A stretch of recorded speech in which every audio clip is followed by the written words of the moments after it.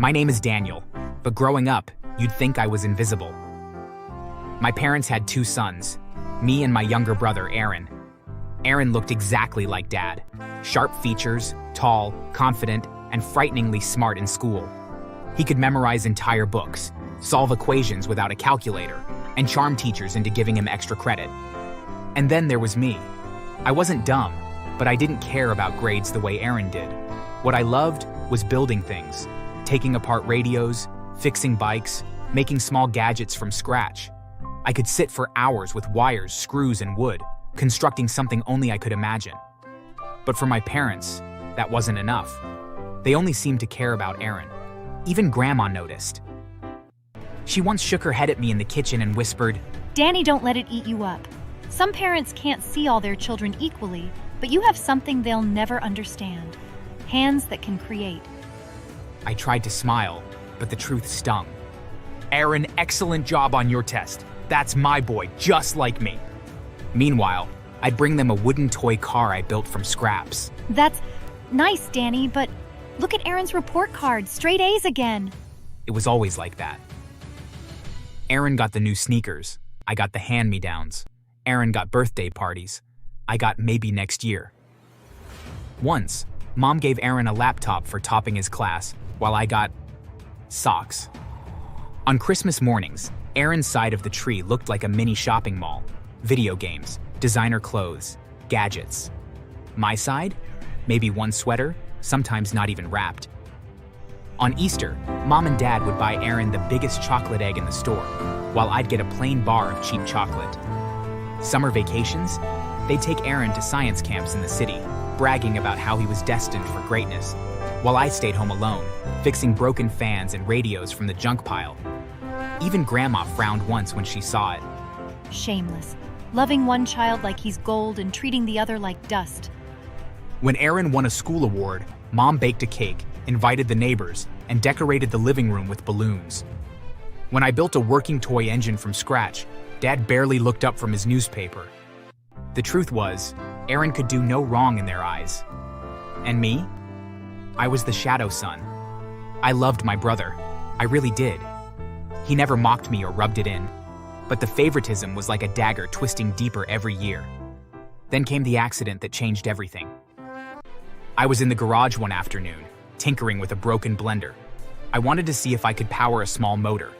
I stripped some wires, plugged them into the wall, and tried to connect them. My fingers slipped. There was a crackle, a blinding spark, and my body stiffened like I'd been welded to lightning itself. My scream died in my throat. Then, darkness. When I woke up, I was on the floor. My chest burned, but strangely, I wasn't in pain. My heart thudded like a motor. I stood, dizzy, and then, without meaning to, I moved. The world blurred, and suddenly I was at the far end of the garage. I gasped. "What the hell?" I tried again.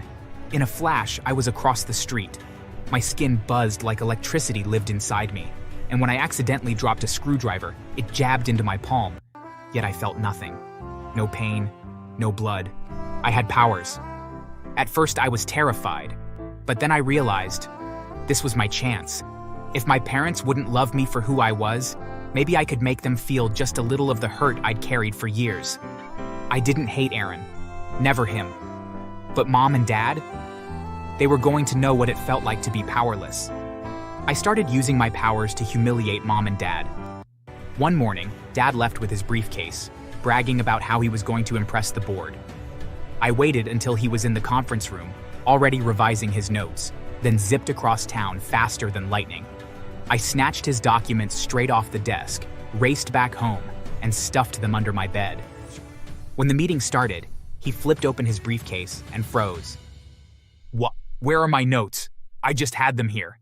"John, is this a joke? You told us you prepared for weeks." I swear I had them. I was reading them 5 minutes ago. You've lost your mind, John. First your mistakes, now this? Do you even care about your job?" Dad sat there, red-faced, while the whole office stared. He looked like a fool. I chuckled to myself back at home, picturing the chaos. Mom wasn't spared either. She loved going to the market, always boasting about how carefully she shopped. One Saturday, She came home with bags full of groceries. She turned her back, and in a blur, I whisked away half of it. Rice, vegetables, even the chicken. When she went to unload, her face twisted. But I swear I bought onions. Where are the onions? And the chicken? Did I forget them at the market? You're getting old, woman. Always forgetting things. I didn't forget. I put them in the bag myself. Meanwhile, I was in my room, laughing quietly while munching on stolen chicken wings. Not everything I did with my powers was about revenge, though. One night, walking down a quiet street, I saw a group of older boys cornering a man, pressing knives against him. "Wallet, now." The man stuttered, fumbling for cash. My legs tingled, and before I even thought, I zipped into action. I blurred past, snatched the knives, and tossed them into a dumpster a block away. The robbers stared in horror, their hands suddenly empty. What just happened?" Ghost, man." They bolted, tripping over themselves. The man looked around, confused, clutching his wallet. I was already gone, smiling to myself. Back at school, my powers came in handy too. One morning, Mom punished me with chores before class. Danny, scrub those dishes and sweep the floor before you even think of leaving. Aaron's already gone, so you'd better hurry. She went upstairs. By the time she came back down, barely 3 minutes later, I was standing at the door with my backpack, house spotless. What? How did you... I just shrugged and sped off to school, arriving before the bell. Mom never mentioned it again, but I could tell she was baffled. One afternoon, I was walking home from school alone when I noticed thick smoke curling into the sky. My stomach sank. It was coming from our street. My legs moved before my mind caught up, and as I turned the corner, my heart nearly stopped. Our house was an inferno. Flames clawed at the walls, windows burst outward with sharp cracks, and neighbors screamed, pointing, powerless. The air reeked of burning wood and melting plastic. No firefighters yet, just chaos. Without hesitation, I dashed inside. The heat roared, but it didn't hurt me. My skin tingled. My clothes should have caught fire, but the flames curled back as if afraid to touch me. In the living room, I saw Dad pinned under a beam, his face scorched, his hands reaching toward me. "Danny, help me, please." I froze. Memories slammed into me. Every time he praised Aaron, every time he looked right through me, every time I was treated like I didn't matter. He had never wanted me. He wanted Aaron, his golden boy. And in that moment, I made a choice. I turned away. Upstairs, through the smoke, I found Aaron collapsed on the floor, unconscious. My chest tightened.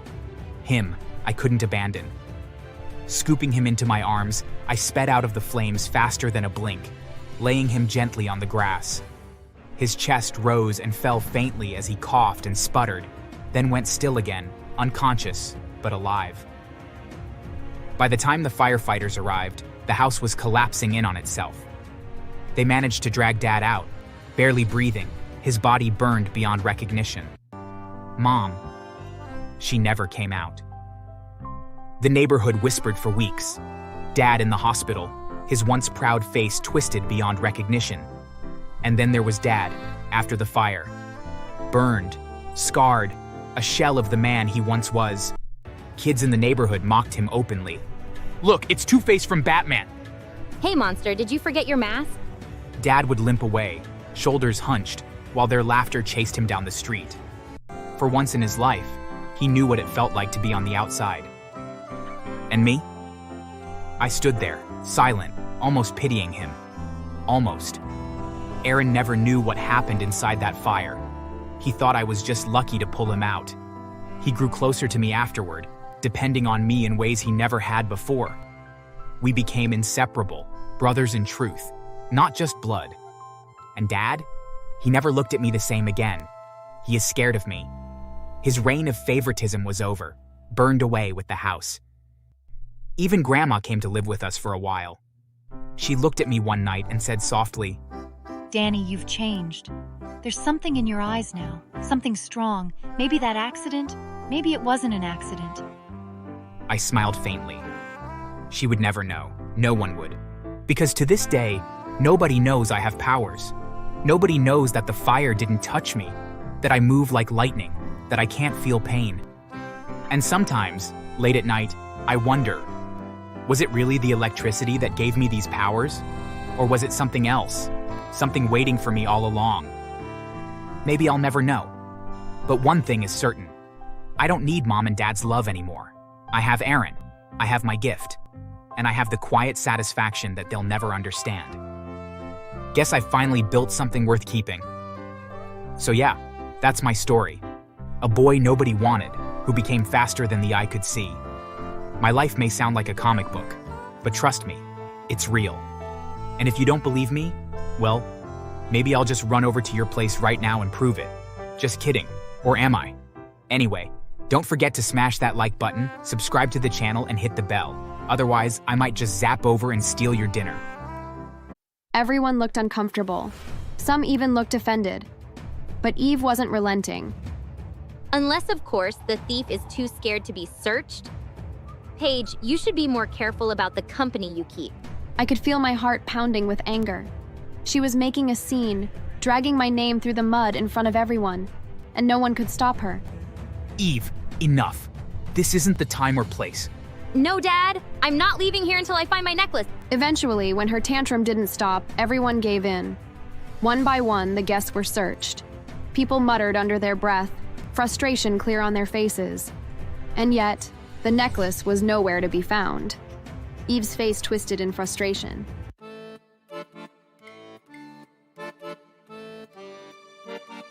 When my father remarried, I wanted to be happy for him. He had spent 10 years grieving my mother, and Rachel seemed like a good woman. She was kind, patient, and understanding. She treated my father with warmth, and she never tried to replace my mother in my life. Her daughter, Eve, was a different story. From the moment we met, she made it clear she hated me. She was a year older, but she acted like I was some pest invading her space. I tried to be friendly at first, thinking maybe she just needed time to adjust. But she didn't want a sister. She wanted an enemy. Just because my mom married your dad doesn't mean we're family. Stay out of my way. She had said on the first night they moved in. I was shocked and confused because that was the first time we met. I remember how cold her eyes were when she said it. How she didn't even wait for me to reply before slamming her bedroom door. At first, it was little things like ignoring me at the dinner table, rolling her eyes whenever I spoke, slamming doors in my face. Then it got worse. She'd take my clothes from the laundry and hide them, only to return them stained or torn. She'd delete my work from the computer, whispering, "Oops," when I got mad. She lied to her mother constantly, making it seem like I was the one being difficult. Rachel never took sides, but she always gave Eve the benefit of the doubt. Maybe it's just a misunderstanding, sweetheart.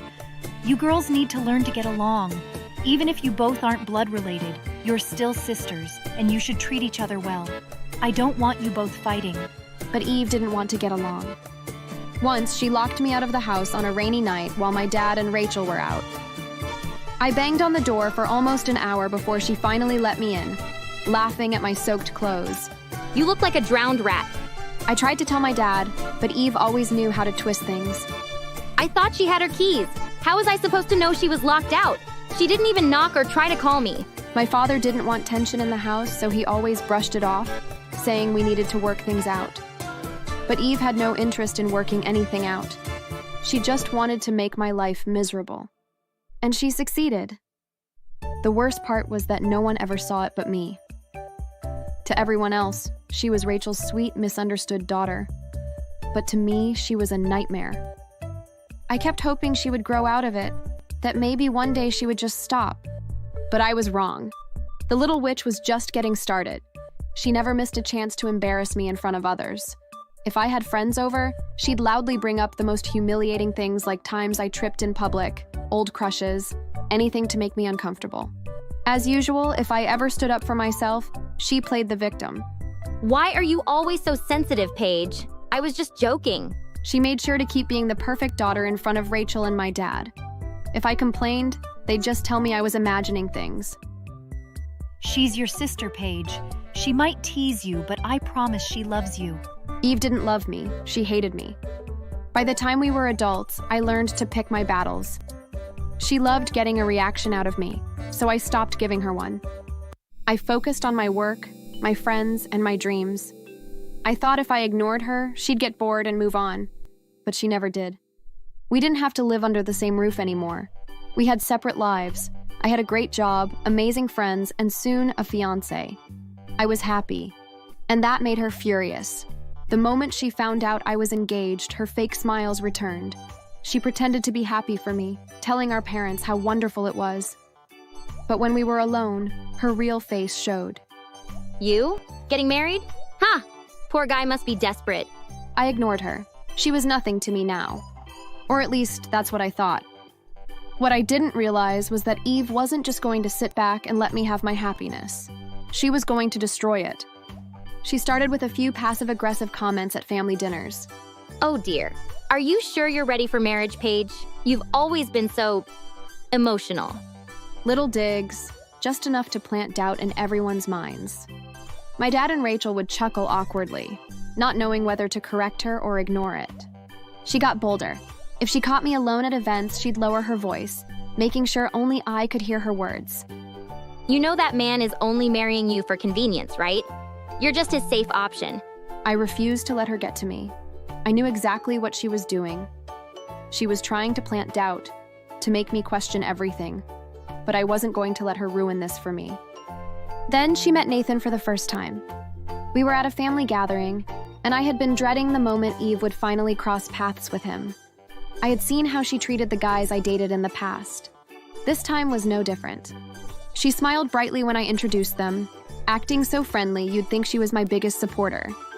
Nathan, it's so nice to finally meet you. Paige talks about you all the time. She reached out for a hug, lingering just a second too long before pulling away. Nathan, being the gentleman he was, didn't seem to notice, but I did. I knew Eve. Over dinner, she started testing him. So, Nathan, tell me, what made you pick Paige? She's always been particular about things. I'm surprised she hasn't scared you off yet. I love that about her. She knows what she wants. Eve gave a laugh, but I saw the slight narrowing of her eyes. She didn't like that he wasn't rattled. She tried again. Well, marriage is a big deal. I just hope you're ready. Paige isn't exactly the easiest person to live with. I felt my anger increase, but Nathan didn't take the bait. Actually, living with her has been the easiest thing in the world. The few times she's at my place, I feel at peace the most. Eve's smile faltered for just a second before she recovered, flipping her hair back. Wow, you must be really patient. Good for you. That was the moment I knew she wasn't going to stop. She had been waiting for Nathan to show a crack, a hint of uncertainty she could exploit, but he didn't give her one. And that made her even more determined to ruin things. Words weren't enough anymore. She wanted to humiliate me. And she picked the perfect moment, my engagement party. Everything was perfect that day. The decoration was beautiful, everywhere was bright, and the music was perfect. I stood beside Nathan, ready to give our speech, and then Eve screamed. The room immediately fell silent, all eyes snapping to where she stood near the entrance, her hands clutching her chest as if she were about to collapse.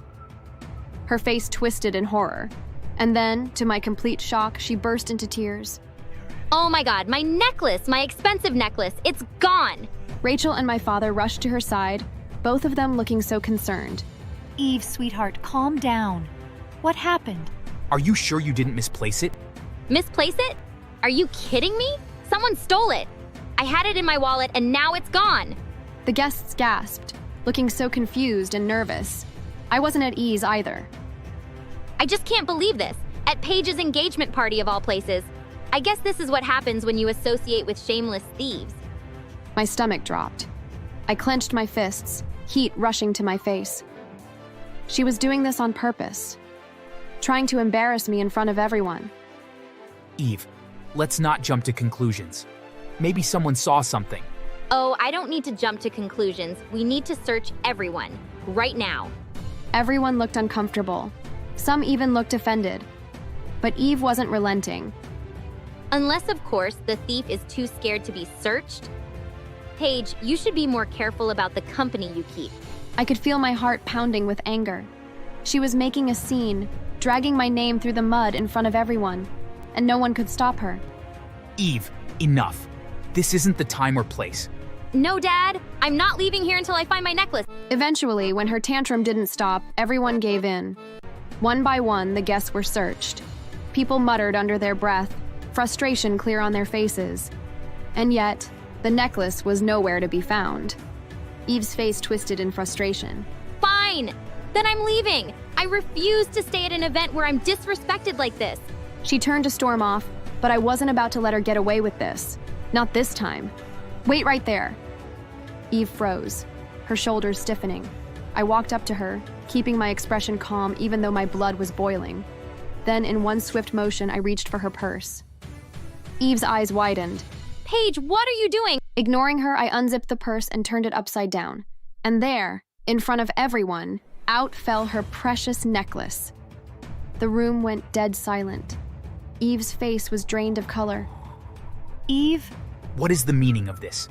Eve opened her mouth, but nothing came out. Panic flashed in her eyes. She looked around as if searching for an escape. But I stepped forward, and without hesitation, I slapped her hard on her face. Eve screamed and stumbled back, holding her cheek. How dare you? How dare you try to humiliate me on my own engagement day? Eve's mouth trembled, but she had no excuse. No defense. She had been caught. Then suddenly a pretty girl stepped forward and revealed something shocking.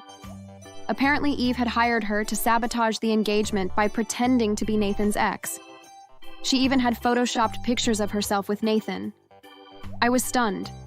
She only confessed after realizing that Eve was a horrible person and that she couldn't go through with the plan. Apologizing sincerely, she turned and left. Rachel's expression was one of complete disappointment. My father shook his head. You planted it, didn't you? You lied. You humiliated Paige in front of all these people. No, I don't. Enough, Eve. Enough lies. I'm so disappointed and embarrassed. How could you do this? I told them about how she's been acting toward me since the first day she met me. How she's always instigated things and made me a bad person. Nathan also told them how she continuously tried to make him have second thoughts about our relationship. Rachel and my dad were shocked to their bones. You know what? I'm done making excuses for you. So am I. You are not my daughter, and I want nothing to do with you anymore. If you could try to ruin Paige's life, I wonder what you'll do to us. Dad, Paige is the evil one. Don't believe her. She's nothing but a liar and a manipulator. Trust me, Dad. Don't call me Dad anymore. Not after what you just did. And quit trying to make Paige the bad one. Eve's eyes darted wildly around the room. The people she had always sought attention from now looked at her with disgust. She was exposed and humiliated. She had no one left to defend her. She turned on her heel and bolted, running out of the venue, pushing past stunned guests. And just like that, she was gone. What she didn't realize was that someone had been live streaming the entire time. My parents apologized to me, and Nathan managed to bring the atmosphere back to normal. We wrapped up the celebration, but the drama didn't end there. After my wedding, Eve reappeared, crying and pleading for forgiveness, finally admitting to all her wrongs. We forgave her, but I refused to have anything to do with her. My parents supported my decision. It wasn't long before we noticed that Eve had become popular for all the wrong reasons. The video of her outburst had gone viral. People labeled her a lunatic, mocking and criticizing her online. She was also fired from her job, and the backlash followed her into real life. She was constantly harassed in her neighborhood, to the point that she left the state. The last we heard, she was flipping burgers at a fast food joint, and no one in the family wanted to associate with her. As for me, my stepmother and father are doing well together, and we've moved on. Even when I gave birth, I refused to let Eve congratulate me. Eventually, she stopped trying to contact me altogether, and I couldn't be more grateful. Thanks for watching. The water rippled though the air was still. A glow rose from beneath the surface. And then she appeared. A woman, half shimmering skin, half silver scales. Her hair flowed like waves, her eyes deep as the sea. Why do you weep, daughter of Earth? I staggered back, certain I was hallucinating. Who are you? A guardian of these waters. You called and I came. Your grief poured into the river like blood. I could not ignore it. I poured my heart out to her. Every cruelty, every betrayal. She listened, eyes glinting like pearls. Make a wish, Clara. Make 3. And if your soul is pure in pain, I will grant them. I thought I was losing my mind, but I wished. I wished my husband and his mother would suffer every ounce of cruelty they poured into me. I wished to be healed, not for them, but for me, to live. And I wish that the world would see them for who they truly are.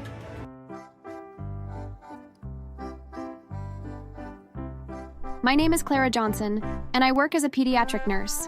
I've always loved children, helping them, healing them, watching them smile even when they're sick. Ironically, life didn't bless me with any of my own. That was the wound that cracked my marriage in half. I met Daniel when I was 31. He was 2 years younger than me, handsome, funny, and at first, devoted. He'd come to the hospital just to bring me coffee when I worked double shifts. He said I was the strongest woman he had ever met. I believed him. I believed everything. We married after a year. For a while, it was perfect. But when we couldn't have children, everything changed. A barren woman is no wife. A family without children is like a tree without roots. She said that in front of the whole family one Sunday dinner. I remember sitting there, my hands trembling, the roast chicken turning to ash in my mouth. Daniel didn't defend me, not even once. At first, he'd squeeze my hand under the table, silent, but later he began to echo her cruelty. What's the point of being married if there's no future, Clara? What kind of woman can't even give her husband a child? Each word chipped away at me. I was a nurse. I helped babies into the world every day, but I couldn't bring one into my own house. Then his mother moved in. She said she was too old to live alone, but I knew the real reason: to tighten her grip on Daniel and to destroy me from the inside out. Now I'll get to see what kind of wife you are, Clara. A real woman wakes up before her husband, cooks, cleans, and most importantly, bears children. You just wear that uniform and play nurse. She has a point. Clara, you're more married to that hospital than to me. I work those hours for us, Daniel, to keep this house running. For us, please. A woman's place is in her home, and since you can't even give me grandchildren, you could at least learn how to cook. Your soup usually tastes like poison. Later that evening at work, one of the nurses pulled me aside. Clara, your mother-in-law called again. She said you've been acting unstable, that you're on medication. Is that true? I felt my stomach twist. She had started spreading lies about me, trying to make me look unfit so I'd lose my job. The humiliation never ended. Daniel, look at her hair. No wonder you don't want to touch her. She looks like a dried-up rag. Don't be too harsh, Mother. She tries, but she's not 25 anymore. What did I expect? Marrying someone older? I wanted to vanish into the floor. Another time, she followed me to the hospital. You trust this woman with children? She's barren, cursed. If she can't keep a baby in her own womb, how can she care for anyone else's? Mrs. Johnson, please, that's highly inappropriate. Inappropriate? You'll see. One day she'll hurt someone here, I'm warning you. I ran into the bathroom and cried until my shift ended. The cruelest moment came when she cornered me in the kitchen. Clara, divorce my son. You're wasting his life. He deserves a young woman who can give him children. If you love him at all, you'll leave. No, I won't leave my marriage because of your bitterness. Then I'll make you wish you had. Mark my words. It wasn't long after that she drugged me.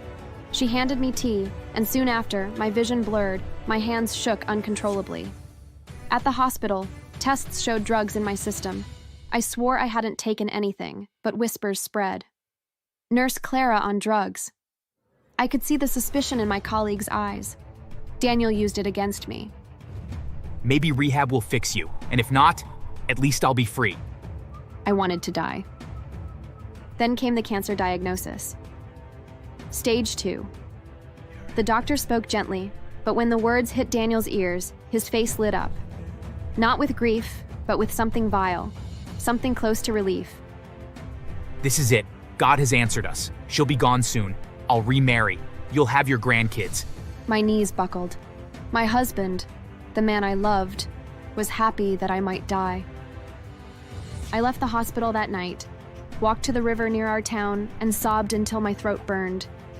I shouted at the water, cursed God, cursed Daniel, cursed his mother, And then something happened. The water rippled through the air was still. A glow rose from beneath the surface. And then she appeared. A woman, half shimmering skin, half silver scales. Her hair flowed like waves, her eyes deep as the sea. Why do you weep, daughter of Earth? I staggered back, certain I was hallucinating. Who are you? A guardian of these waters. You called and I came. Your grief poured into the river like blood. I could not ignore it. I poured my heart out to her. Every cruelty, every betrayal. She listened, eyes glinting like pearls. Make a wish, Clara. Make 3. And if your soul is pure in pain, I will grant them. I thought I was losing my mind, but I wished. I wished my husband and his mother would suffer every ounce of cruelty they poured into me. I wished to be healed, not for them, but for me, to live. And I wish that the world would see them for who they truly are. The river shimmered. She touched my forehead with a cool, webbed hand. So it shall be. The next morning, I woke in my own bed. Strong. No nausea, no weakness. At the hospital, my tests came back. No trace of cancer. My doctor was baffled. Clara, I don't understand. It's gone. Completely gone. I smiled. I understood. That's when the revenge began. It started small. Daniel's business contracts fell apart. His mother's friends began gossiping about how she forced me to drink drugs, about how she mocked me. Someone leaked security footage of her slipping powder into my tea.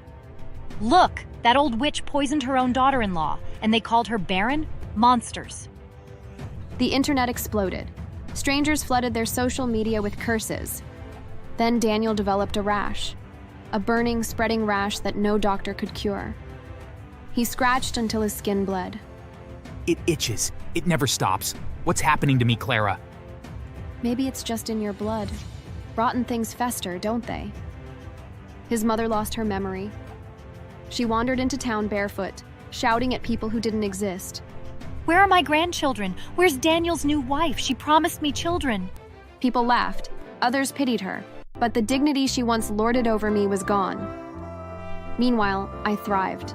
My hospital promoted me. I poured myself into helping sick children, and parents adored me. Reporters came to tell my miracle recovery story. I never mentioned the mermaid. But Daniel wasn't done with me. One night, he stormed into the house wild-eyed, skin raw from scratching. Clara, please, you have to help me. I was wrong. I should never have... You wanted me dead, Daniel. You prayed for it. And now you beg me for help? No? Please, I'm your husband. No, you were my executioner, and now you're your own. He collapsed on the floor, sobbing. I walked away.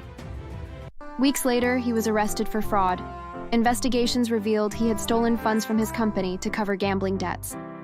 His mother was placed in a care home, forgotten by her gossiping friends. And me? I lived. I healed. I thrived. One night I returned to the river.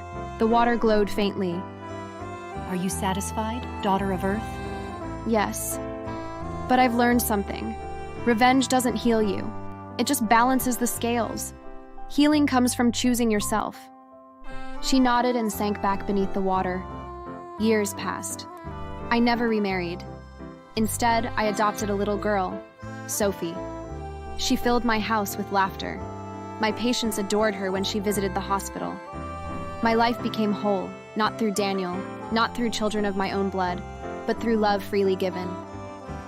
Sometimes people ask me if I regret making those wishes. I don't. I gave my pain to the river, and it gave me justice. But here's the twist you didn't expect. A month ago, Daniel's lawyer called me. Daniel had written me into his will. He died broke, alone, but every debt he left behind. He signed them under his mother's name. She's penniless, trapped in a care home, and her only inheritance is suffering. Even in death, he betrayed her. Poetic, isn't it? And here I am, telling you my story. If you've stuck with me until the end, you probably think I'm making it all up. That mermaids don't exist, that karma doesn't strike that perfectly. But tell me, doesn't the world feel a little better knowing sometimes just sometimes evil people do get exactly what they deserve. Anyway, that's enough tears and curses for one night. Don't forget to like this video, subscribe, and hey, if you ever cry by a river, you never know who's listening.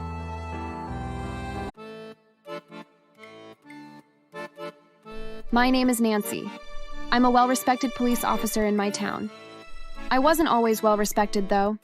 In fact, I only got that way because I finally stood up to my family and called them out for their behavior. Growing up, I learned early on that life wasn't fair. My parents had a golden child, my brother, James. And then they had me, the unwanted extra. James got everything he wanted: new clothes, the best toys, vacations. Me, I was an afterthought. If I asked for something, I got a lecture about being ungrateful. If I spoke up, I was disrespectful. If James made a mistake, it was swept under the rug. But if I so much as breathed wrong, I was the villain. There are a million examples of this, and remembering them hurts like a punch in the gut. Our birthdays were always a stark reminder, like for James's 10th birthday. I had turned 8 just 1 month before and had gotten nothing from my family. I came downstairs the morning of his birthday and saw that the living room was piled high with brightly wrapped boxes. Whoa! Look at all these gifts. Only the best for our little star. Open this one first, sweetheart. And after cake, we have a special surprise. Your new bike. No way! You guys are the best. Mom, Dad, you didn't get me anything last month for my birthday. Oh, sweetheart, we were just so busy. You know how life gets. Besides, birthdays aren't about gifts, Nancy. It's about family. Now let's focus on James. He only turns 10 once. I sat on the sofa, trying my best to hold back tears, as James excitedly ripped through his gifts, shouting at each new gift. Each gift he got was one more than what my parents had thought to get me. Birthdays were one kind of hurt, but other occasions came close. Like one time when I was 9. It was a stormy day, and the school was completely empty except for my homeroom teacher, Mrs. Carter. She sat on the chair beside me in the doorway of the school. Are you sure your mom said she was coming? She always comes. This is the 5th time this year that she's been so late, and we're only in the 2nd week. When I talked again, my voice was trembling. It's because James doesn't go to our school anymore. He's in middle school now. Let's try calling them again. I've tried. They don't answer. Let me have a go. Mrs. Carter pulled out her work phone and dialed my mom's number. She kept the phone ringing, and after a few minutes, someone picked up. Hello, it's Mrs. Carter here, your daughter's teacher. Nancy is sitting here and she insists that you were supposed to pick her up. But it's 2 hours after all the other kids have gone home, and she's still here. Nancy? Oh my goodness, I completely forgot. James had his soccer game today. I didn't know that I could feel worse, but my parents were always quick to alter my expectations. But that hurt. You forgot I existed. Don't be dramatic, Nancy. I'll send your dad. I wasn't being dramatic. She had definitely forgotten that I existed. They were probably out celebrating James's soccer games, whether he won or lost, and hadn't noticed or cared that their daughter was absent. When my dad came to pick me up, he'd complained about being taken away from celebrating James's team's win. Why couldn't you have just walked home? I didn't say anything. I just kept my head down the whole drive home and hid myself in my room. If that wasn't bad enough, about a year on, James had failed a maths test. My parents brought it up over dinner. I was sitting down, staring at my cold food, and listening as my parents started to question my brother. James was never in trouble. My hands were cold because I knew that somehow they'd turn this onto me. James, your teachers called and told us that you'd failed your maths test. What on earth happened? It was a really hard test. We give you everything you need, James. Tutors, support. There's no excuse for this. That's when my father turned to look at me. You're his sister. Why weren't you helping him study? Me? I have my own schoolwork. He never asked me for help. You should have seen he was struggling. A good sister would have stepped in. I could see James smirking, but he straightened out his expression when our parents looked back at him. Maybe he should take responsibility for himself. Watch your tone, young lady. We do everything for this family, and you just sit there with an attitude. I was so frustrated that I stood up and glared at my mother and father. No, you do everything for James. I'm just the one you blame when he screws up. Nancy, sit down this instant. I went straight to my room. I couldn't deal with them. I needed to be on my own for a while. Just a month later, we were once again at the dinner table. I'd had a long day. I'd woken up early to put my PE kit through the wash because my parents had left it out to make sure it didn't sully James' basketball jersey. Then, I had to run to school and completely miss breakfast because my parents wanted to take James first. But I already had so many late notices. Middle school were a lot less forgiving than elementary, and since James was in high school, those easy days when they would drop us both off at the same place were long gone. At lunch, I had to complete my maths homework that I had missed the night before because James had cut the electricity, and so I didn't have internet. Meaning, by dinner, I was starving. I watched as my mother loaded James's plate full of food. I had a slip of steak and an even smaller serving of mashed potatoes. Mother, could I please have some more?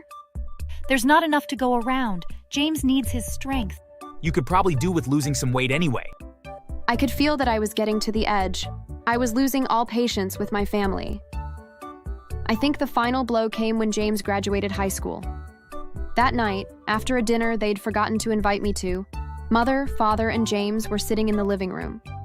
What are you guys looking at? Oh, just old pictures. James was such an adorable baby, huh? What about me? Where are my baby pictures? My mom made a show of flipping through the pages and making a face. I don't think we have any. What? That's impossible. There has to be some. Well, we were so busy with James. He was always running around, getting into things. We must have forgotten. That blow was devastating. I thought that was the worst it could get. One day, when I was 17, things hit rock bottom, proving me wrong. It was another birthday. James's 17th, just 1 month after my sweet 16. James was let outside with a blindfold on. You're ungrateful, Nancy. You don't respect this family. I just asked why James got a car for his birthday, and I didn't even get a cake for mine. Because James deserves it. Unlike you, he actually makes us proud. This is too much. You've done nothing for me. You've been cruel to me my entire life, and you think you can just tell me I never make you proud? That's because you never care about the things I do. You know what? That's it. I want you out. You can't be serious. You've been nothing but trouble. Always talking back. Always causing problems. We're done, Nancy. James needs a peaceful home. You being here, well, it's just not working out. My mom went upstairs and threw all my things in a suitcase and tossed it down the stairs. Don't let the door hit you on the way out. Just like that. No real goodbye, no second chances. I had nowhere to go, but I swore to myself one thing. I would never crawl back to them. Fast forward 10 years, I made it. I put myself through school, became an FBI agent, and built a life that had nothing to do with them. I hadn't spoken to my family since the day they threw me out. But later, I heard rumors that my brother had spiraled into gambling and drugs, drowning our parents in debt, even though they still had faith he would make it in life. And then, one night, everything came full circle. Apparently, there had been an ongoing case the FBI was working on, a lone jewelry thief who had been terrorizing the state. We had been trying to catch him for a while. One night, I got a call about an active heist. When we showed up, the thief escaped through a window. I took off after him with Jasper, a dangerous canine dog, by my side. When I got close, I pointed my gun at him and shouted, "Take one more step and I'll pull the trigger." That's when he froze and slowly turned around. Oh. Drop the bag. Now, Nancy, listen. Drop the bag. For once in his life, James actually listened. He dropped the bag, raised his hands, and went to his knees. But he wasn't scared. He smirked at me like he had an ace up his sleeve. Come on, sis. You're not really gonna arrest me, are you? You think you're getting special treatment? I'm your brother. Yeah? Where was that brotherly love when I was on the streets? He opened his mouth, but I wasn't interested. I cuffed him, read him his rights, and hauled him to the station. Our parents came in not long after. Nancy, sweetheart, you arrested your brother by mistake, right? No mistake. He was caught red-handed.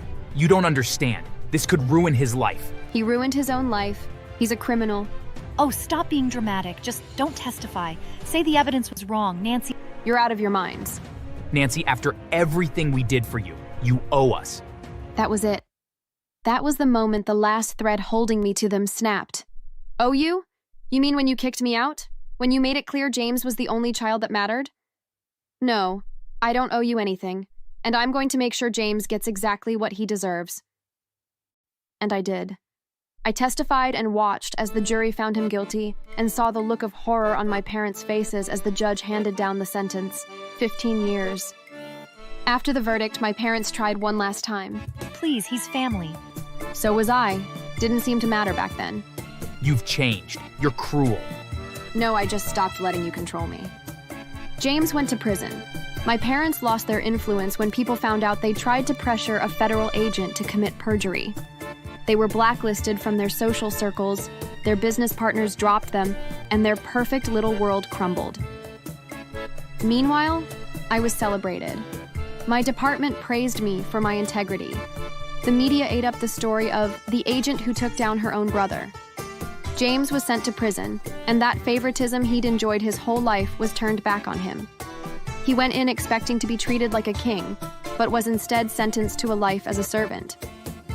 The bigger, scarier prisoners quickly saw his weakness and took advantage.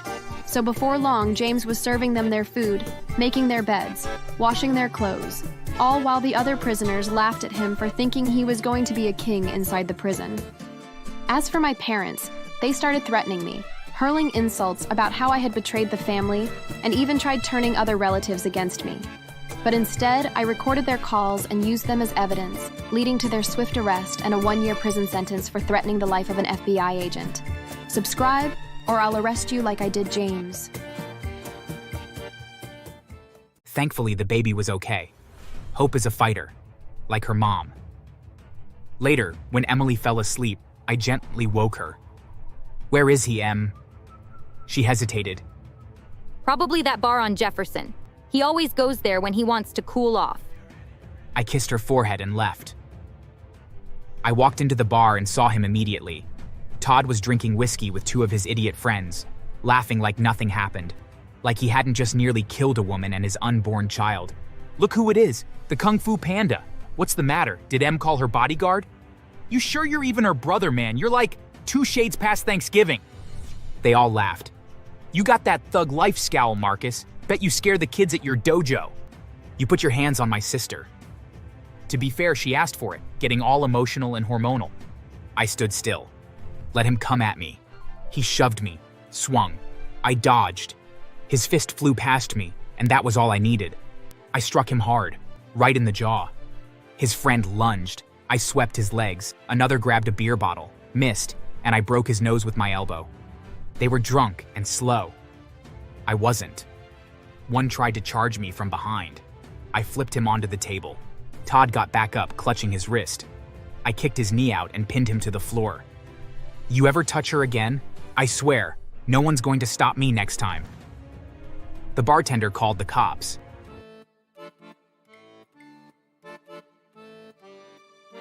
"My name's Marcus.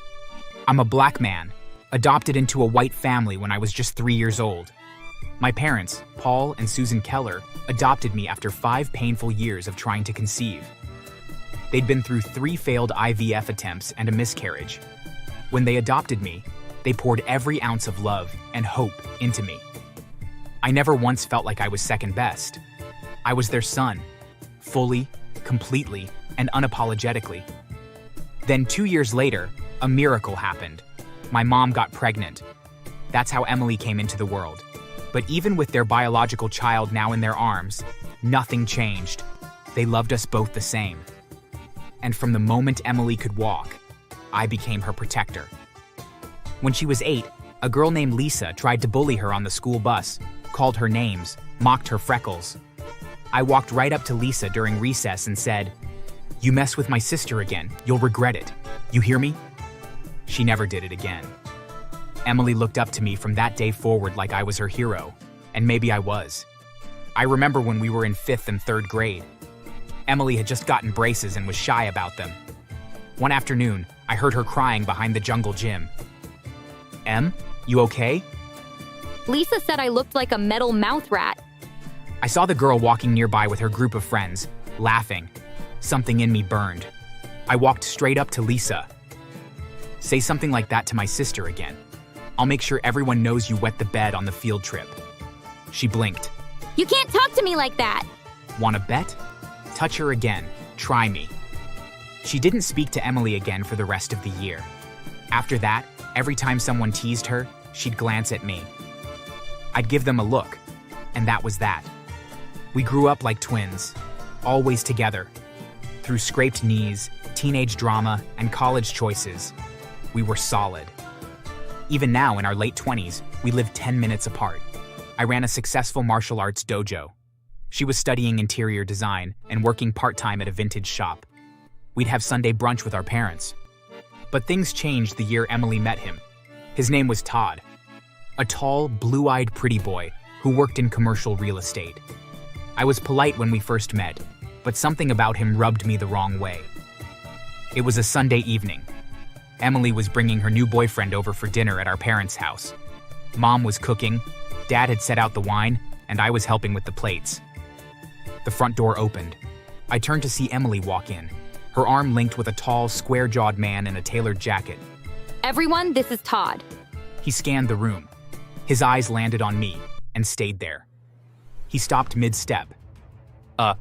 Wait, you're Emily's brother? Yeah, Marcus. He blinked, then laughed awkwardly. Damn, wow, didn't expect that. What do you mean? No offense, babe, but you didn't say your brother was, black. I thought you meant like stepbrother or adopted cousin or something. I walked over and held out my hand. Firm grip. He shook it, but barely. You play for the Vikings or something? You look like security. I thought maybe you were guarding the place. Nope, just the brother. Huh, well that's progressive. Love that for you guys. Really cool. Like The Blind Side, right? Emily's face flushed red. Marcus has been my brother since I was born, Todd. Don't be weird. I'm just saying, it's a vibe. He's like tall, muscular, kinda intense. Makes sense you teach karate or whatever. Very urban warrior. I forced a smile. Inside, I was boiling. I teach martial arts, discipline, respect. Respect? Damn, could have fooled me with that death stare. Chill out, man, we're just joking, right? No one laughed. Mom tried to change the subject. Emily clenched her jaw. And I knew, from that moment, Todd wasn't just some clueless boyfriend. He was a problem. Then came the comments. So, Marcus, you teach karate? Guess you found your calling, huh? All that inner city energy put to good use? I teach self-discipline, confidence, and peace. Peace? Huh. You don't really strike me as a peaceful type. At another dinner, he nodded at my arm tattoo, a tribal pattern in memory of my birth heritage, and said, "Did you get that in jail, or just trying to look tough?" He laughed. No one else did. But the worst came at the 4th of July barbecue. Hey Marcus, you blend right in under the fireworks, man. Took us a minute to spot you. Ha! Yo, for real, where's he at? I can only see his teeth. They howled. I didn't flinch, just stared at him like he wasn't even human. Emily looked uncomfortable, but she didn't say anything. I hoped she'd open her eyes eventually. Instead, she fell harder for him. A few weeks later, when I met Emily, I noticed some bruises, a purple welt on her forearm, a cut just under her eye. I asked her, "Emily, what the hell happened to your face?" Tripped on the bathroom mat, hit the sink. Don't lie to me. I'm serious. You know how clumsy I am. I let it go. Not because I believed her, but because I knew pushing would only make her hide it better. And she did hide it, because she loved him, even when he hurt her. One time I called Emily, I heard disturbing background noise, but Emily insists everything is fine. Over time, she becomes withdrawn, avoids eye contact, and isolates herself from friends. Though she never admits it directly, I picks up on these patterns and realizes she's hiding the abuse, fueling his growing suspicion and anger. Then it happened, the call. It was a Thursday night. Cold. I had just locked up the dojo when my phone rang. Marcus, I need you. Please. I was in my car in seconds. When I got there, I found her at the bottom of the staircase in Todd's apartment. She was bleeding from her mouth. Her eyes were puffy. Her hands were shaking. Her belly, 4 months pregnant, was bruised. He pushed me. I told him I was keeping the baby. He lost it. He threw me down the stairs. I carried her out in silence, drove straight to the hospital, sat by her side all night. Thankfully, the baby was okay. Hope is a fighter, like her mom. Later, when Emily fell asleep, I gently woke her. "Where is he, Em?" She hesitated. Probably that bar on Jefferson. He always goes there when he wants to cool off. I kissed her forehead and left. I walked into the bar and saw him immediately. Todd was drinking whiskey with two of his idiot friends, laughing like nothing happened, like he hadn't just nearly killed a woman and his unborn child. "Look who it is, the Kung Fu Panda. What's the matter? Did Em call her bodyguard? You sure you're even her brother, man? You're like 2 shades past Thanksgiving." They all laughed. "You got that thug life scowl, Marcus. Bet you scare the kids at your dojo. You put your hands on my sister." To be fair, she asked for it, getting all emotional and hormonal. I stood still. Let him come at me. He shoved me, swung. I dodged. His fist flew past me, and that was all I needed. I struck him hard, right in the jaw. His friend lunged. I swept his legs. Another grabbed a beer bottle, missed, and I broke his nose with my elbow. They were drunk and slow. I wasn't. One tried to charge me from behind. I flipped him onto the table. Todd got back up, clutching his wrist. I kicked his knee out and pinned him to the floor. "You ever touch her again? I swear, no one's going to stop me next time." The bartender called the cops. Several witnesses told them I acted in self-defense. When the cops arrived, Todd was still whining on the floor. 2 weeks later, Emily filed an official police report with hospital photos, text messages, and old bruises she had saved. Todd tried to run out of state, but they caught him at a motel in Wisconsin. Court found him guilty of assault, battery, and domestic abuse. He got 2 years in prison. I walked out of the courthouse free. And inside prison, Karma met Todd. "So you like hitting women? That right?" No, it was a misunderstanding. Wrong answer. They beat him the first week. The guards didn't care. Word spread fast. Wife beater, child endangerer. He got spat on, had his meals thrown away, and was forced to clean the toilets without gloves. "Yo, pretty boy, tell us another joke about black people. Come on, make us laugh." "Fuck off. You're gonna wish you'd never opened that mouth of yours, Cracker." They shaved his head and made him scrub the showers with a toothbrush. One inmate broke his pinky when Todd mouthed off. He cried at night. Guards ignored it. He left prison 2 years later with a limp and permanent fear in his eyes. Meanwhile, Emily gave birth to Hope. Beautiful, bright-eyed, and full of life. And every weekend, she's mine. We paint, we play. She calls me Uncle Sensei. You're the best uncle in the world. She's the best niece. I've got to keep up. 6 months after Todd's release, I got a letter from him.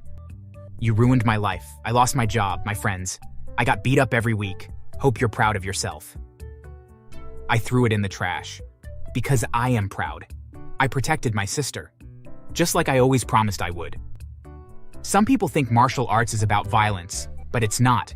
It's about control, discipline, and knowing when to stand up. For family, for justice, for what's right. Thanks for watching. Don't forget to like, comment, and subscribe. And remember, never underestimate a big brother.